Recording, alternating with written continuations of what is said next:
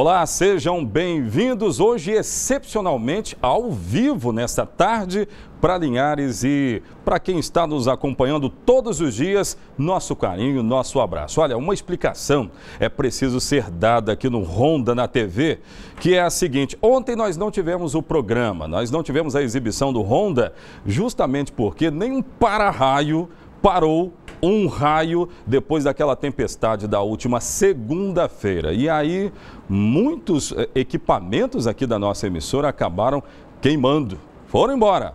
Mas hoje nós estamos de volta justamente para mostrar que estamos preparados para fazer jornalismo, não é verdade? Então, uma explicação importante, porque ontem nós não tivemos a nossa programação de jornalismo aqui na Rede Sim. Mas é importante que você saiba que nós fazemos jornalismo com qualidade e, além disso, com responsabilidade social. Muito obrigado por você nos acompanhar. Aliás, hoje eu quero trazer informações das chuvas que caíram e acabaram apavorando muita gente lá em Colatina. É isso aí.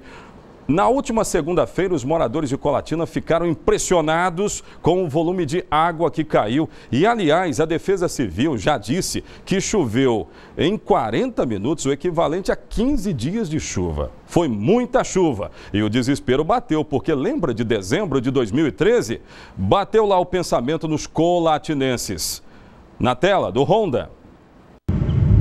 Céu carregado, muitos relâmpagos e raios. Esse era o panorama no fim da tarde de ontem. Entre 4 e 5 horas da tarde, choveu em praticamente todos os pontos de Colatina. Mas ninguém esperava que no início da noite a chuva chegasse tão intensa e com tanta força. Meia hora de temporal foi o suficiente para alagar diversas ruas da cidade. No centro, a principal via, a Avenida Getúlio Vargas, ficou assim. Os carros passavam com muita dificuldade e em poucos minutos a água chegou até as lojas. Vários comerciantes voltaram para tentar salvar as mercadorias que estavam na parte baixa. Outro local muito atingido pela chuva foi a rua Cassiano Castelo. Motocicletas que estavam estacionadas próximo ao Banco do Brasil quase ficaram submersas. Os bueiros não deram conta de escoar tanta água que caiu com a forte chuva na noite desta segunda-feira. Alguns ficaram até sem a tampa. O calçadão da Rua Geraldo Pereira foi outra parte afetada pela cheia momentânea. Foi um susto para muita gente. Por volta das 7h30 da noite, a chuva começou a diminuir e em pouco tempo a água baixou.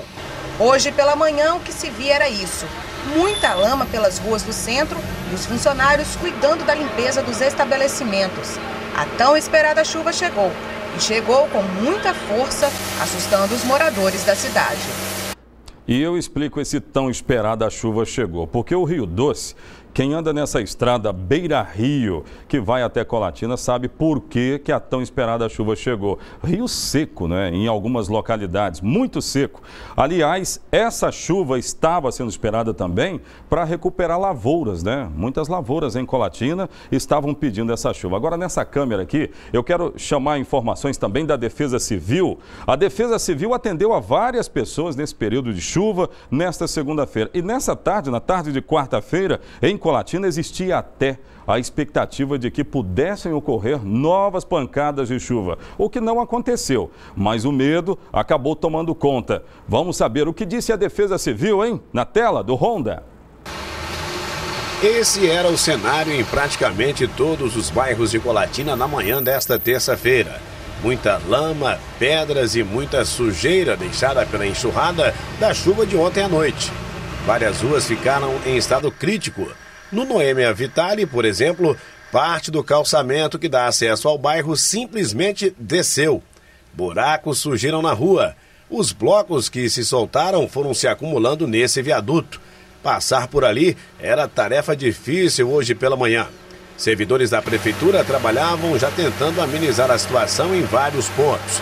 No centro, logo pela manhã, carros-pipas foram utilizados para lavar as ruas. Segundo informações da administração, só na região central da cidade choveu 68 milímetros e era previsto 70 milímetros para toda a região. O escoamento ficou comprometido devido a tanta água em pouco tempo. Desde ontem a gente já começou a limpar a cidade, lavando as calçadas, as ruas, e agora cedo já começamos a repavimentar onde estragou os pavimentos na cidade. Bom, observamos aí que pavimentação, algumas casas, lojas foram atingidas, né? O primeiro trabalho, então, vai ser essa questão das ruas. A pavimentação, então, vai ser prioridade. Exatamente, a pavimentação e a limpeza da cidade. Com relação à galeria no centro da cidade, a galeria estava limpa, foi muita água que a galeria não suportou devido aí a escoamento. Qual foi a situação de alagamento ontem? A situação que no centro da cidade choveu 78 milímetros. Em dezembro do ano passado, nós fizemos uma vistoria em todas as galerias da cidade e todas estavam limpas. O excesso de chuva causou esse transbordamento da galeria. Tanto que ali na rua Rotary, tradicionalmente tem um ponto ali que ela sobe. Quando ela sobe ali é porque a galeria já está cheia de água, já não está suportando a quantidade de água que vem dos morros da cidade. Ou seja, foi muita água então e não teve como escoar tanta água naquele momento. Muita água em pouco tempo. 78 milímetros em menos de uma hora, as galerias do centro da cidade não suportam. Outro ponto prejudicado foi a via que dá acesso ao bairro Luiz Iglesias. Muita lama e pedras se acumularam no local, causando inclusive acidente. Aqui nesse viaduto que fica sobre a estrada de ferro Vitória Minas, com a chuva da noite de ontem, um verdadeiro mar de lama se formou. Hoje, no início da manhã, o condutor de uma moto tentou passar por aqui. Acabou caindo e se machucando. Ele foi socorrido por familiares e levado para o pronto-socorro com ferimentos leves e passa bem. Outra situação preocupante aconteceu na parte alta do bairro Carlos Germano Naumann. Fernanda, moradora desse local, levou um susto ao chegar do trabalho ontem à noite. Os filhos estavam em casa. Parte do muro de sustentação desse beco cedeu, atingindo a sua residência. Por sorte, nada mais grave aconteceu.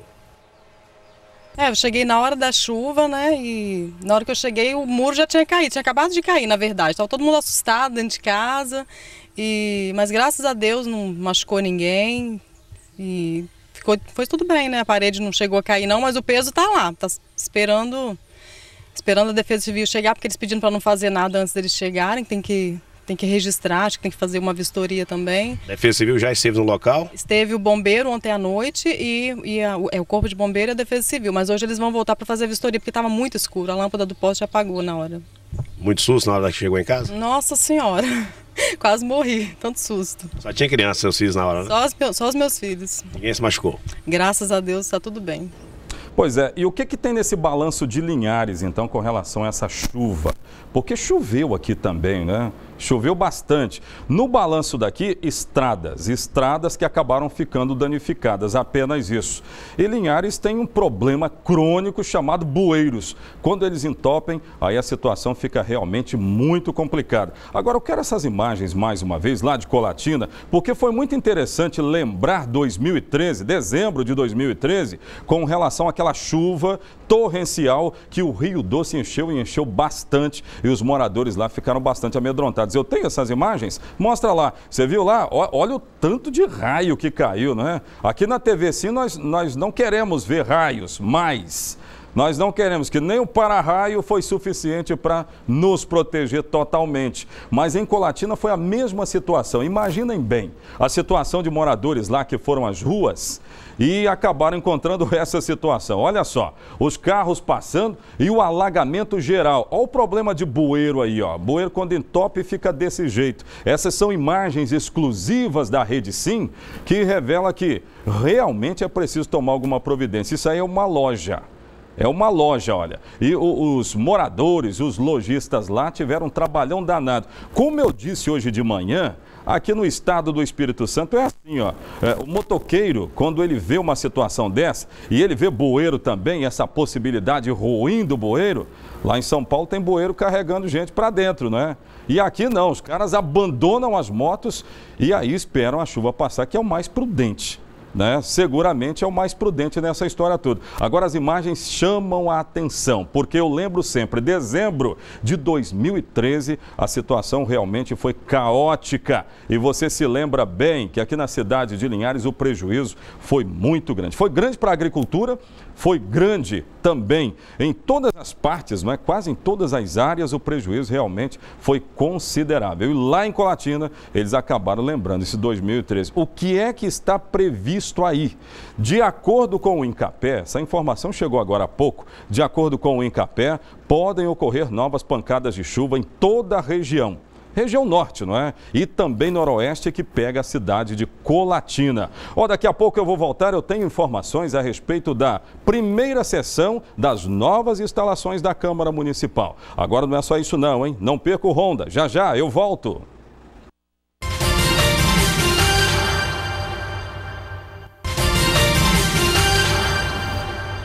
Estamos de volta com o Ronda na TV e hoje ao vivo, né? Ao vivo. Estamos ao vivo aqui à tarde, nesta tarde, para você que vai nos conferir amanhã, a partir das 6h30 da manhã, o carinho, o abraço do nosso departamento de jornalismo. Jornalismo prático, é o Ronda. Aliás, duvido muito que você não tenha ouvido falar sobre a Câmara Municipal. As novas instalações já foram entregues. Teve até sessão na última segunda-feira. Estavam lá o presidente da casa, Miltinho Colega, estava também o prefeito da cidade, né? Estava lá, e diversas outras autoridades foram para acompanhar essa entrega tão fundamental e importante, não é? Vamos saber então dessas informações agora no Ronda.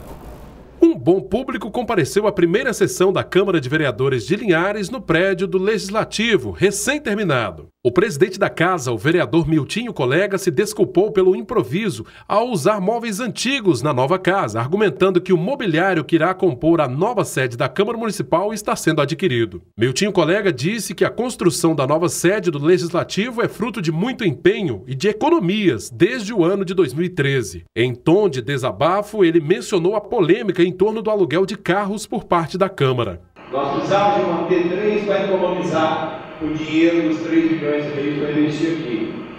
Ficamos com 3 sofrendo porque são quase 200 pessoas envolvidas, entre vereadores, assessores e funcionários efetivos do Legislativo. E passamos muita dificuldade em relação à parte do transporte, porque às vezes você recebia uma denúncia na ouvidoria aqui e as pessoas de Linhares não têm noção, eu tenho dito. Vitória, capital do estado, tem 93 km². Linhares tem 3.500, são 37,65 vezes maior. São 37 vitórias, 37 capitais. Aqui tem Linhares, então nós temos um município gigantesco. Quando me perguntaram sobre os carros para vereadores, eu disse bem claro, os carros aqui na Câmara não é o trabalho dos vereadores. Nós temos 2 carros administrativos para atender todo o procedimento da Câmara, que são muitos. Nós temos um carro do gabinete da presidência e temos 4 em comissões. Esses carros de comissão, eles só têm que abranger justiça, finanças, saúde, meio ambiente, educação, agricultura, obras e assistência social. Convidado ilustre da noite, o prefeito municipal parabenizou aos vereadores pela nova casa e foi solidário ao presidente Miltinho Colega, afirmando que críticas se combate com trabalho. Dando a boca das pessoas com trabalho, com honestidade, com transparência, do jeito que nós fazemos, e nós incomodamos mesmo, porque nós trabalhamos, nós precisamos de honestidade, de som honesto, podemos falar o nosso grupo todo. Nós não temos desonestidade na nossa. Nós somos abertos, eu falo aqui, falo do garim, a gente fala no meio da rua, não tem onde se esconder as portas da população. Nós somos abertos. Eu quero mais uma vez parabenizar, levanta a cabeça, vamos em frente, que nós vamos fazer muita coisa para dar um basta nessas pessoas que mexem com a gente. Eu não acredito nada, não quero nada. Eu quero é trabalho. Pois é, então o que nós queremos dizer para você que é morador aqui da cidade é que a TV Sim, ela é seguramente a TV que acompanha o desenvolvimento da cidade. Eu vou explicar por quê. Tá vendo aí? Sessão da Câmara Municipal. Imaginem isso, né? Não é toda a TV que vai querer acompanhar uma sessão de Câmara Municipal. A prova é que nós éramos, nessa sessão aí, a única emissora de TV interessada em trazer essas informações para você. E não é mentira não, né?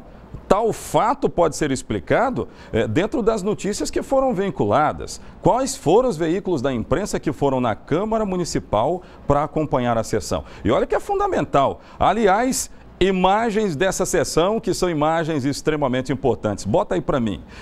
Algumas explicações devem ser dadas. Essa Câmara, essa nova instalação de Câmara Municipal, ela custou mais de 3 milhões de reais. Foram 3 milhões e 300 e poucos mil reais. Primeiro detalhe importante. E esse dinheiro foi conseguido através de recursos que foram disponibilizados da própria Câmara. Foi o próprio Poder Legislativo fazendo economias estabelecidas nos últimos 2 anos. Outro detalhe, você viu ali que o assunto que dominou, um dos assuntos que acabaram dominando, foi a história dos carros, né? Criou-se uma celeuma, uma polêmica em torno disso, mas olha, eu concordo com a explicação que foi dada pelo presidente da casa, não é? E ele usou, muito sabiamente, o território de Vitória. Vitória tem quantos quilômetros ali naquela região dela? Tem 90, 97? Algo em torno disso? Linhares tem 3 mil, mais de 3 mil. E tem localidades aqui que ficam a 80 quilômetros. Por exemplo, você sai daqui para ir em localidade como Maitá, que fica a quase 50 quilômetros daqui, São Rafael, que fica bem longe. Então ele justificou dessa forma. Tem que ter carro para atender, né? E usou até as comissões, deixando claro que não é carro para vereador, né? É carro para as comissões, que vão atender as comunidades. É mais ou menos isso que eu estou entendendo. É o que eu estou entendendo com base no que foi dito aí, que você acompanhou. Mas o detalhe, vale a pena participar das reuniões da Câmara Municipal. Você é imprensa? Faça como a TV Sim está fazendo. Vá lá nas sessões da Câmara, né? Traga essas informações para a sociedade, a informação de crescimento. E é muito importante. As imagens são do cinegrafista Marcelo Nascimento. Ele é bom. Olha, eu vou trazer informações agora acerca de endividamento. Sabia que tem muita gente que não sabe fazer essa conta do endividamento? Tem gente que não sabe, não. Mas o detalhe é que os economistas dizem que para ter uma finança equilibrada, tem que comprometer só 30%. Aquelas continhas que tem que pagar depois, que são usadas para pagar depois, pois é. Só que tem gente que compromete lá em torno de 40%, 50% até 60%. Tem gente que faz isso. Tem uma matéria interessante a respeito disso que dá orientações. Na tela do Honda. A inadimplência aumentou. O número de registros no SPC da Câmara de Dirigentes Lojistas de Cachoeiro cresceu quase 50% em janeiro e fevereiro deste ano, na comparação com o mesmo período de 2014. A falta de planejamento e o aumento dos juros foram os pontos que mais contribuíram para esse crescimento. Baseado nos nossos registros dos anos anteriores, a gente já espera uma certa alta no registro de inadimplência nesse início de ano agora, que é o fruto daquele não planejamento das compras de Natal. Então, ele é um aumento que ele é natural, né, dada a época. Esse especialista em finanças dá dicas e fala que a melhor maneira de ter o nome limpo é a negociação das dívidas e o planejamento. Pois é, então, olha, eu vou receber agora, pode chegar aqui por gentileza, é ao vivo, o programa é ao vivo, gente. Eu estou recebendo o Dr. Oswaldo Ambrosio, que estava no Fórum Desembargador Mendes Vanderlei. Eu falo em quê? Nessa aqui? Nessa? Então vamos lá, nessa aqui. Estava no Fórum Desembargador Mendes Vanderlei, veio para cá porque o programa é nessa tarde de quarta-feira ao vivo, trazendo informações. E aliás, chega agora uma informação de última hora. Atenção, Linhares, pode ser criada uma nova vara para atender menores, como é que é isso? Doutor Oswaldo, que história é essa? Chegou a informação agora, me conta. Na verdade, o Tribunal de Justiça do Estado do Espírito Santo acenou para a criação de uma nova vara da infância e juventude na comarca de Linhares. Entretanto, Oséias, isso pode protelar a instauração da comarca de Soretama. Que já estava sendo estudada, doutor Oswaldo? Pelo que sei... Alguma coisa dessa ordem? Pelo que sei, o prédio já está pronto para receber essa nova comarca. E aí a gente conta aí com a sensibilidade do Poder Judiciário, não que essa vara da infância e juventude, Osés, não seja necessária, que não seja bom para Linhares. Entretanto, mais de 30% dos processos que tramitam na comarca de Linhares são de Soretamas. de Soretama. Inclusive na vara de órfãos e sucessão, tem mais de 50% dos processos são de pessoas de Soretama. Então nós entendemos que, assim como o judiciário local entende, os advogados entendem, que a sociedade linharense estaria, assim como a soretamense, estaria muito mais bem servido se fosse criada a comarca lá, ao invés de instauração. Pede isso, a demanda está pedindo isso. 30%. 50% dos casos? Em alguns casos, infância e juventude, chega a 50% dos casos de processo envolvem pessoas de Soretama. Então, quer dizer, se cria a comarca lá, você desafoga aqui 30% a comarca em geral de Linhares. Então, você atende melhor o jurisdicionado de Linhares e atende melhor o jurisdicionado de Soretama, porque não vai precisar se deslocar de lá para cá. Então, a gente está tentando intervir amanhã ou depois de amanhã junto ao Tribunal de Justiça com o apoio... É o AB intervindo, É o AB, é o AB intervindo junto ao Tribunal de Justiça para que eles revejam esse posicionamento e criem, na verdade, instalem, na verdade, porque a comarca de Soretama já foi criada legalmente, tá? Então, na verdade, seria seria a implantação. Ao invés de criar uma nova vara em Soretama, instalar a comarca, uma nova vara em Linhares, instalar a comarca em Soretama. E todos os juízes aqui já se comprometeram a, pelo menos uma vez por semana, Zé, irem despachar lá. Então, independeria de um juiz titular lá. Tamanha a necessidade de se instalar essa vara lá. Os magistrados estão se dispondo a atender lá, né, para que essa demanda seja redistribuída, esse passivo, né? A gente estava falando ali desses processos que muitos anos já que estão tramitando, que precisam ser analisados e não são analisados por conta da sobrecarga do município de Soretama. Então, para a gente finalizar, que eu vou ter que chamar um bloco de comerciais. Por enquanto, essa vara vem para Linhares. Ela vem para Linhares e a comarca de Soretama não é instalada com a vinda dela. Nós estamos tentando reverter isso, realocando para instalar a comarca de Soretama e aguardar um pouco mais para criar a nova vara de órfãos e sucessões, mesmo porque as informações é de que essa nova vara teria apenas 300 processos, não resolveria o problema de Linhares. E 30% de todos os processos indo para Soretama resolveria o problema de Linhares, seria muito melhor para o município de Linhares quanto para Soretama. Muito bem, então olha, tá aí informação de última hora chegando aqui no Ronda na TV, que eu já disse, hoje excepcionalmente é ao vivo.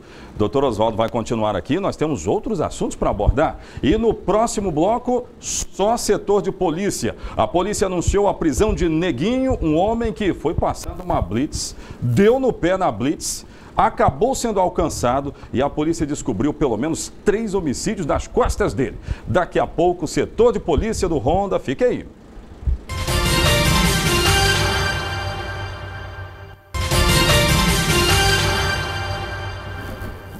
Estamos de volta. Então é isso, é o Ronda na TV, hoje excepcionalmente ao vivo, onde você fica muito bem informado. Olha, nessa segunda parte do Ronda, eu vou trazer informações apenas do setor de polícia, área de segurança, nós vamos trazer todas as informações. E olha, como é impressionante essa área de segurança aqui da cidade de Linhares, hein? Chega a ser incrível, são muitos homicídios, tentativas de homicídio. Aliás, antes de chamar a primeira matéria, informação importante da polícia de agora à tarde, e também da manhã deste dia, é de que foram feitas apreensões, teve apreensão de droga, também de celular, na madrugada, nas primeiras horas desta quarta-feira. Teve essas apreensões através de operações que foram feitas pela Polícia Militar, até tentativa de homicídio que agora está sendo investigado. Por falar em tentativa de homicídio, eu quero trazer informações agora da prisão de um homem que tentava passar por uma blitz da Polícia Militar. E a história dele é interessante. Tentava passar por uma blitz. De repente, furou o bloqueio. A polícia foi atrás dele. Chegando lá, alcançou mesmo e fez um interrogatório no local. Checando, constatou que ele primeiro deu nome falso, tentando se safar da polícia. Mas aí logo depois veio a constatação, o verdadeiro nome dele. E neste nome as ocorrências de pelo menos 3 homicídios que teriam acontecido aqui na cidade de Linhares. Ele atende pelo apelido de Neguinho, o caso de Neguinho, no Ronda. Bem, o Edson, vulgo Neguinho, ele tem tinha 4 mandados de prisão em aberto, 3 por tráfico de drogas na comarca de Boa Esperança, 1 por homicídio aqui em Linhares.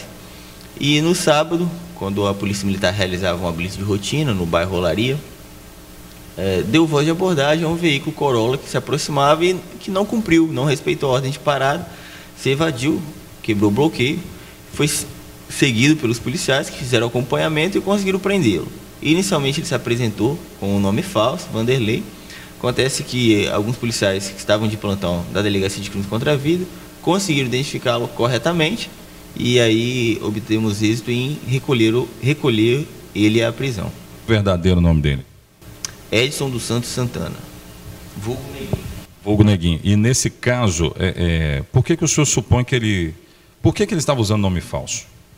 Certamente ele já sabia dos mandados que tinha contra ele, né? Os mandados que tinha em seu desfavor. É um indivíduo considerado de alta periculosidade, apesar desses mandados, a maioria ser por tráfico e tinha um só de homicídio, ele é apontado como autor de outros 2 homicídios aqui em Linhares, nos anos 2010, 2011 por aí. Então, foi uma prisão muito importante para essa delegacia e para essa cidade. O senhor espera então resolver nessa prisão pelo menos uns 3 homicídios? Com certeza, com certeza. Vai ser uma prisão que vai resolver vários inquéritos dentro da nossa unidade. Um dos casos é aquele jovem chamado Daniel. Exatamente. O Daniel foi morto dentro de um bar, né? E desde então o autor estava foragido. Felizmente agora já encontra-se atrás das grades. O nome dele completo é Daniel Flávio. O crime ocorreu no bairro Aviso em 2012. Então, só para fechar, delegado, a polícia tem feito o seu papel no que tange a prisões. Com certeza. O serviço policial não para. Nós estamos trabalhando sempre em conjunto com a Polícia Militar, unindo força em combate ao crime e com certeza outras prisões ocorrerão em breve.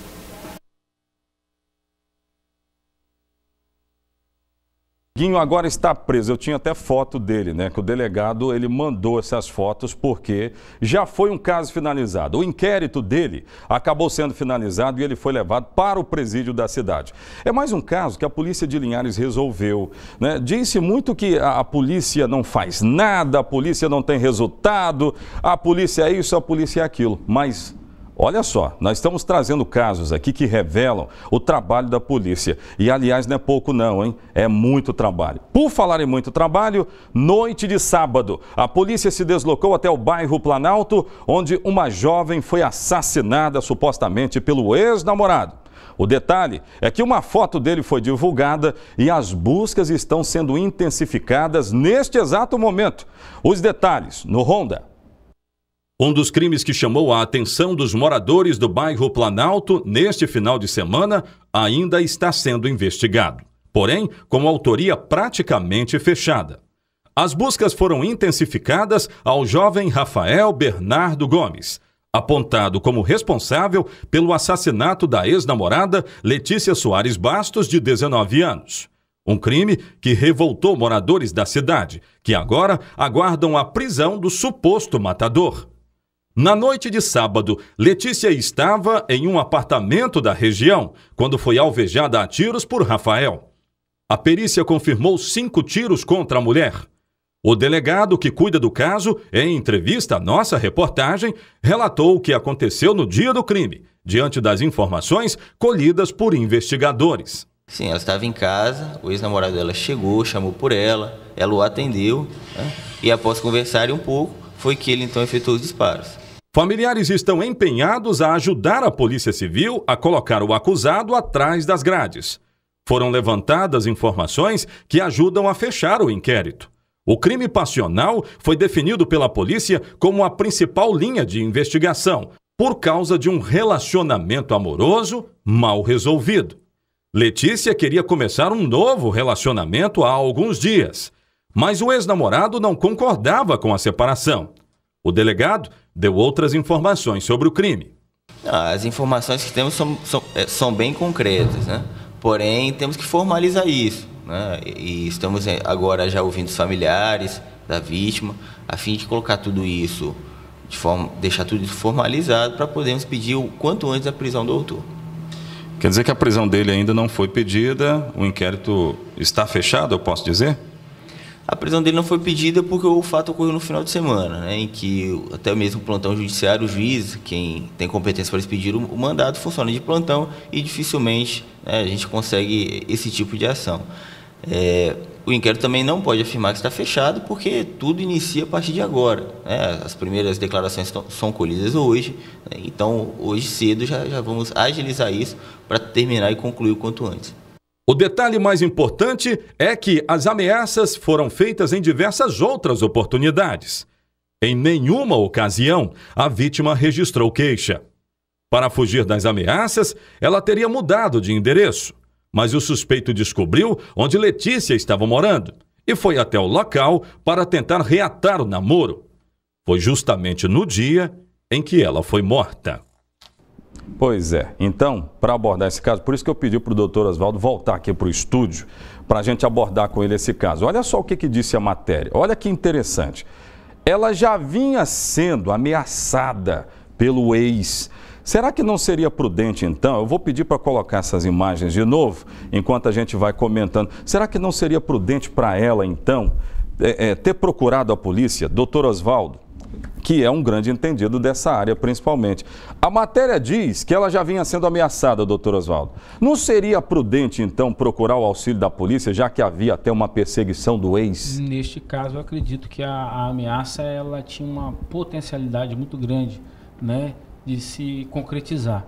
Então, eu entendo que deveria ter sido, sim, comunicado à autoridade policial, inclusive ter sido requerida uma medida protetiva com base na Lei Maria da Penha, porque ele não poderia se aproximar de uma certa distância dela. E, provavelmente, pode ser que isso evitasse o assassinato dela. Pois é, então nós estamos falando aqui de tentar evitar. Olha lá, uma jovem muito bonita, inclusive, né?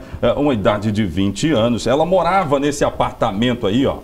Ela morava nesse apartamento e seguramente, doutor Oswaldo, ela estava tentando se desvencilhar dele, né? E o local, eu estive no local, um detalhe importante, é que esse local aí, ele não é um local de acesso de muitas pessoas. Então, tudo facilitou a vida do matador, doutor Oswaldo. Então, a polícia aí seria fundamental, de repente até para evitar isso. Eu acredito que neste caso, sim, Zé. Inclusive, ela não deveria estar residindo no local de tão fácil acesso, né, e propício ao crime. Ela deveria, sim, no nosso ponto de vista, ter comunicado à autoridade policial, que com certeza a autoridade policial iria aconselhar, ou até mesmo aconselhar a representação e requeriria ao juiz a aplicação da medida protetiva. Isso poderia inibir e evitar, inclusive, o assassinato. Nós nunca vamos saber disso porque essa atitude não foi tomada. Mas em casos semelhantes, eu acredito que devem o mais prudente comunicar à autoridade policial. Seria comunicar. Nós não podemos banalizar, porque eu já disse a você, se camarada deu um esbarrão involuntário, você vai lá, procura a polícia para comunicar um fato delituoso, que a polícia não resta outra alternativa à polícia investigar. E aí vai ter que destacar policiais que poderiam estar investigando coisas sérias como este caso e cai naquela questão da impunidade, porque não tem como atender a todos, mas num caso de potencialidade como este, como ela estava, já tinha se mudado, já tinha comunicado aos pais, aos familiares, cara, né? Eu acredito que ela deveria ter comunicado, inclusive levado ao conhecimento dos pais que têm mais experiência de vida, e provavelmente os pais iriam acompanhá-la até a delegacia de polícia e registrar o boletim de ocorrência. Pois é, seria então o mais prudente. Neste caso, seria o mais prudente. Aí nós estamos diante, bota lá de novo essas imagens para mim dela, uma jovem muito bonita que acabou, né, tendo a sua vida ceifada por uma talvez uma atitude não tomada, né? Nós estamos colocando talvez, porque como disse bem o doutor Oswaldo, nós não sabemos, né, se ela tomar. Olha aí, ó, esse aí é o matador, segundo a polícia, né, que é o ex que agora está sendo procurado pela polícia e teria matado essa bela jovem né, que estava tentando um novo relacionamento. Estava tentando um novo relacionamento. Mas a nossa abordagem aqui, doutor Oswaldo, é para o que é prudente e o que não seria prudente. Neste caso, ela deveria, já que estava morando aí nesse apartamento que as imagens estão mostrando, veja, essa já é a parte justamente na hora do que aconteceu o crime, na hora que ela estava sendo recolhida lá, uma cena muito forte, né? Para a família é terrível ver um negócio desse. É um trauma inesquecível, né, Zé? Sempre vão lembrar da filha amada e sempre vão ficar muito tristes. Inclusive, hoje eu fui abordado, o Estado possui um serviço de atendimento, por exemplo, às famílias das vítimas, Osés, porque é necessário, porque muitas das vezes o irmão, ele se traumatiza, já tem a cabecinha fraca e daqui a pouquinho quer buscar a, digamos, justiça com as próprias mãos, e isso faz perpetuar um ambiente inadequado, né? Dá aso a mais crimes, a mais crise social. Então, o Estado tem que pensar nisso, os prefeitos, o Estado, no atendimento à família da vítima, para que elas possam superar um pouco mais de conforto a perda do seu ente querido. Que é um trauma gigante. Eu não consigo pensar em algo mais traumático. É um trauma gigante, é um trauma gigante. Então tá, daqui a pouco eu quero trazer outras informações. Lembra do caso do bairro Santa Cruz? Nós somos repórteres aqui na TV Sim que gostamos de ir ao local dos crimes. Para quê? Para nós termos ali informações melhores para trazer para as pessoas. Eu estive lá na parte da manhã, na última segunda-feira, quando estavam procurando o corpo de um jovem. O nosso departamento de jornalismo, para trazer essa informação, ficou de plantão e olha que ele foi encontrado. Mas é uma história triste também, mas que revela que a polícia de Linhares funciona, a investigação funciona, o corpo de bombeiros tem funcionado bem. Eu vou trazer esses detalhes no próximo bloco, segura aí.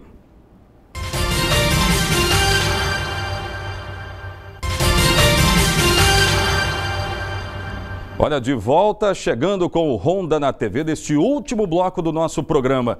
E eu quero abordar o caso de uma triste notícia, um triste fim para uma família do bairro Santa Cruz. Eu estive lá para acompanhar isso.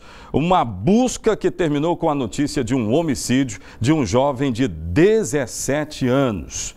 Aí eu me lembro muito daquela história que nós vamos ver agora a matéria. E eu me lembro muito de uma história que minha mãe sempre me contava, que eu não vou cansar de repetir. Olha, diga-me com quem tu andas, que aí eu vou dizer quem você é. Na tela do Ronda.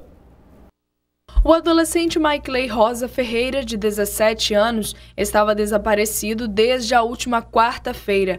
Após o sumiço do rapaz, a família acionou a polícia. A tia de Maikley foi quem insistiu para que o corpo de bombeiros vasculhasse o poço, localizado dentro do terreno baldio no bairro Santa Cruz. Desde quarta-feira que ele está sumindo, o nome dele é Maikley Rosa Ferreira. Nós acionamos a polícia, fomos até ele, eles vieram. Só que eles só olharam por cima, né? Não foi a fundo investigar realmente o que tinha acontecido. As buscas do corpo de bombeiros já duravam vários dias. Só nesta segunda-feira, por volta das 3 horas da tarde, o corpo do jovem foi encontrado. Segundo a perícia, ele apresentava uma marca de pancada na cabeça. Uma prima contou que Maikley tinha envolvimento com drogas. Ele sempre se envolveu com gente de não muito boa. Então ele era usuário de droga? Sim, ele usava droga. E através disso, pelos elementos que ele andava, e você sabe que coisa ruim sempre ronda pelo bairro. E chegou até nós esse fato que tinha acontecido, que nesse dia ele saiu com certas pessoas, né, e acabou levando isso, e chegaram até nós que eles tinham, sim, realmente matado ele, jogado dentro do poço e jogado outras coisas por cima para que ele não viesse a subir. Os bombeiros tiveram muito trabalho para retirar o corpo do adolescente de dentro do poço. O entulho e a escuridão dificultaram o trabalho da equipe de resgate. Foi preciso acionar o mergulhador para chegar ao fundo do poço. A princípio nós recebemos uma denúncia, né, da Polícia Civil que havia um indivíduo sido morto e jogado dentro desse poço. Então a gente fez o acesso dentro do poço e tentou localizar o mesmo. O próprio ambiente é um espaço confinado, então por ser esse espaço confinado ele gera vários riscos para a guarnição ali dentro. Então foi tomado todas as medidas cabíveis de segurança para a guarnição e realizados os trabalhos ali dentro do local. Pois é, aí terminou essa vida pregressa de um jovem que seguramente sonhava. Os jovens sonham, né? Ainda mais nesse tempo eles sonham e sonham muito, mas sonharam de uma forma errada, não é? Porque o tráfico de drogas, a droga, o consumo da droga é letal para qualquer pessoa. E esse foi mais um caso. Agora, como é que está essa investigação, hein? A notícia nova nessa história é como está a investigação. Pelo que eu percebi, as investigações adiantaram-se muito. Confira o que disse o delegado do caso. Veja.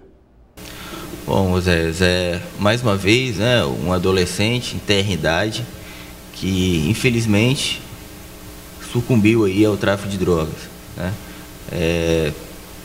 Era um adolescente que há muito tempo estava no bairro, mas a gente sabia que tinha envolvimento com tráfico de drogas e, infelizmente, veio ocorrer o pior. As investigações estão a caminho, já estão em andamento, já um tanto quanto avançadas, né? E certamente em breve daremos um resultado, uma resposta à população e à família. O que revela até agora esse crime, delegado? Revela apenas um jovem sendo assassinado, tráfico de drogas ou embate entre gangues no bairro Santa Cruz? O que revela para a polícia? Infelizmente, a vítima, Mike Clay, passa a fazer parte de uma estatística já de conhecimento da cidade, né? Que são os jovens entre 16 a 21 anos que abandonaram as escolas, que estão no meio do tráfico de drogas e são os maiores vitimados, né, dos crimes de homicídio. A motivação do crime, sem sombra de dúvida, está relacionada ao tráfico de drogas, né? Ele tinha envolvimento ali no bairro já há algum tempo, já era investigado, inclusive já tinha alguns pedidos de internação com relação a ele, para ele ser afastado daquele ambiente, mas infelizmente o crime veio mais rápido. O senhor está dizendo que o pedido de internação dele foi feito, qual foi o período que ele foi feito antes da morte dele ser confirmada? Aproximadamente uma semana antes. Uma semana antes nós já tínhamos sugerido a internação do Mike Clay, por saber que ele estava numa situação complicada, por saber que ele estava envolvido no mundo criminoso e ele oferecia um risco aos demais moradores, bem como o próprio crime oferecia um risco a ele. Depois da prisão do Beiço, que era um dos comandantes ali do tráfico de drogas, aí tem essa morte no mesmo bairro Santa Cruz. O senhor considera que esses integrantes desses grupos estão sendo tirados de circulação? Com certeza, com certeza. O André Beiço, a princípio, ele era o principal gerente do tráfico naquela região. Com a saída dele, há um certo conflito, né? Uma certa disputa entre os indivíduos que lá habitavam e que tinham o hábito de fazer o tráfico de drogas. Isso aí certamente foi em decorrência disso. Com relação à morte em si, foi uma morte brutal, né? Ele foi jogado dentro de um poço. A polícia já concluiu se foi por tiro ou por golpes de madeira? Como é que foi? Isso aí nós dependemos do exame cadavérico, né? O médico legista vai examinar o corpo, já deve ter examinado e vai nos remeter o laudo para a gente ter uma ideia mais clara. É importante frisar que o corpo já estava em estágio de decomposição, o que dificulta uma análise visual imediata. Então tem que ser uma coisa mais delicada que só o médico vai poder nos dar essas informações corretas. Mas aparentemente, há quanto tempo estaria lá e ele tinha alguns hematomas? Foi possível pelo menos saber disso no local? Não, a princípio ele estava lá desde a quinta-feira, né? Desde a quinta-feira ele já estava lá. Mas questões de hematomas, sinais, lesões, nós não podemos ainda afirmar nada sem o laudo cadavérico. A polícia confirma a informação que chegou que ele poderia ter sido morto a golpes de madeira?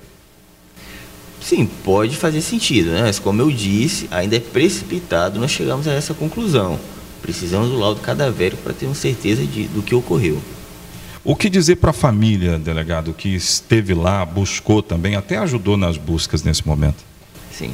A família, a Polícia Civil sempre se demonstrou prestativa para atender a família, né? Nós tomamos conhecimento por meio da imprensa que a família já tinha procurado desde sexta-feira o corpo de bombeiros, que tinha ido lá e não tinha encontrado um corpo. Na segunda-feira, a família nos procurou aqui na delegacia. Nós nos mostramos preocupados, obviamente, com a situação e seguimos até o local. Pedimos mais uma vez o apoio do Corpo de Bombeiros, que prontamente nos atendeu, e fomos até o fim, até encontrar de fato o corpo, porque as informações davam conta de que ele estava lá. É lógico que a gente está abalado com a situação, assim como a família. A gente viu a tristeza da família, né? E nós garantimos que em breve daremos uma resposta à família para colocar atrás das grades os autores desse fato. Então, prisão que ainda não aconteceu. Olha, no smartphone que me deram aqui para o programa, nosso programa é chique, tem smartphone, tem tudo. Eu estou recebendo uma informação de última hora do Poder Judiciário de Linhares. Atenção, morador, sai daí não. Depois da matéria do Nuroc, que eu quero explicar essa história do Nuroc para a sociedade, eu vou finalizar o programa Ronda com essa informação que acabou de chegar do Poder Judiciário local. Antes, porém, entenda o que os homens do Nuroc vieram fazer aqui na cidade ontem. Veja. O farto material apreendido na operação do Nuroc, Núcleo de Repressão às Organizações Criminosas em Linhares, na manhã desta terça-feira, foi levado para Vitória a fim de passar por investigações. A confirmação foi de que armas e munições teriam a procedência checada depois que autoridades tiveram dúvidas sobre a sua legalidade. A apreensão foi feita em uma loja tradicional que milita no ramo da venda de armas, que fica na Avenida Augusto Calmon, no centro de Linhares, há vários anos. No começo da movimentação de envolvidos na operação, diversos moradores pararam para acompanhar o que estava acontecendo e ficaram impressionados com o número de agentes do Nuroc. Foram 4 viaturas caracterizadas do núcleo. A delegada-chefe responsável pelas investigações é Lana Lages e confirmou que a operação, além de apreender armas e munições, estava alinhada ao cumprimento de mandados de busca e apreensão. Tanto é que um empresário do estabelecimento foi conduzido à sede do Nuroc em Vitória para prestar esclarecimentos sobre irregularidades que foram supostamente encontradas no local. Ele se comprometeu a apresentar os documentos que comprovam a idoneidade do material comercializado. Na tarde de ontem, o depoimento do empresário foi dado. Logo, ele foi liberado. A informação por hora dada é que todo o mérito deste processo corre em segredo de justiça. Este mesmo Nuroc fez, no mês passado, uma das maiores apreensões de armas e munições dos últimos 10 anos. De lá para cá, toda a procedência dessas armas levantou dúvidas sobre como o material estaria sendo comercializado no estado. A delegada não deu muitas informações sobre o material apreendido em Linhares, nem se existe relação com o comércio irregular de armas e munições que chegam clandestinamente no Espírito Santo e até em Linhares. As investigações vão continuar. Então vamos continuar. Olha aqui, mostra aqui meu smart, que eu estou recebendo aqui uma informação. Giovanni Rudigeri, né?